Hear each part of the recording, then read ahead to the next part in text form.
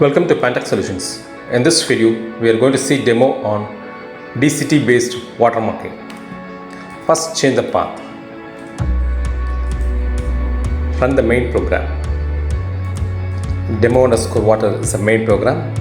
Once you run the program, the graphical user interface pops up.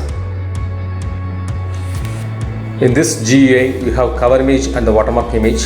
Once you click embed, it loads the cover image as well as the watermark image and the copyright information. You can give the K value as 1 and again embed the image and you get the PSNR value here and click recover to recover the watermark. You can improve the K value and you can recover the watermark. If you would like to modify the source code or want to buy the source code, you can reach us by clicking the link in the description box.